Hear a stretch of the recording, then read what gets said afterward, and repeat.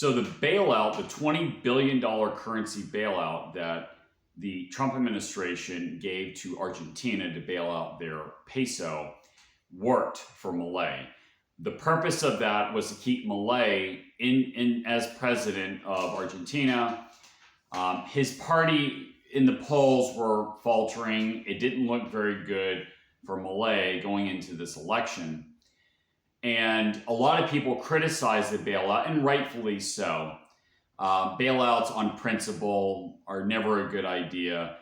And it's really, ironically, counter to Milei's ideology. He's a libertarian. Libertarians are supposed to oppose those kinds of things. But nonetheless, it worked.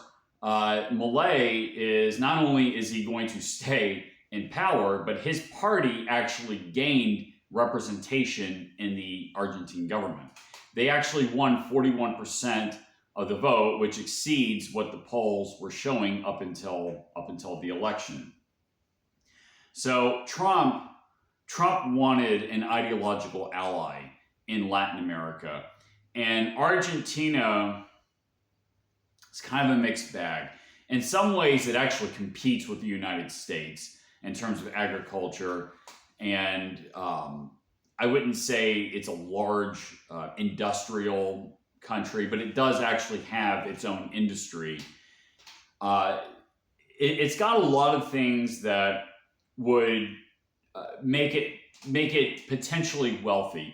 Argentina in the past used to be one of the wealthiest countries in the world, and a lot of people outside of Argentina are not aware of this. But Argentina has a temperate climate compared to the rest of Latin America, which it does not.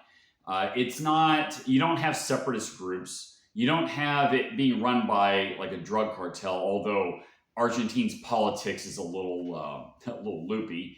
They went through various forms of socialism and other forms of stupidity.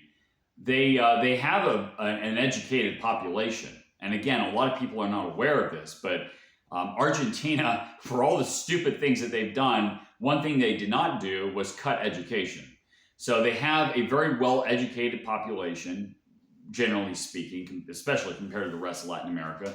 It's, aside from its political stupidity, it's actually a relatively stable country.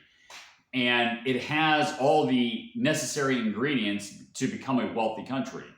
And you have Milei, which Argentina, I think, desperately needed because their system was so screwed up with all the different forms of socialism they've had in the past. For him to start to deregulate Argentina's economy has been good and will be especially good in the long run. So Argentina will continue to have Milei as the president. And like I stated before, I'm not a big fan of bailouts, but and I think there's plenty of criticism there, but nonetheless, it did work. Milei is the president and will be the president of Argentina, and Trump has an ideological ally in Latin America, which I guess we kind of need, except Argentina is so far south, it's not really in the American sphere. It goes to show you that when a country has everything it needs, it can become wealthy, barring, whether or not it has good leadership. So you look at a country like Venezuela, which potentially could be like the Kuwait of Latin America, and the leadership, the government in Argentina and the politics of Venezuela, the government and the system of Venezuela really screwed that up. So, yeah, government policies and ideology absolutely matters.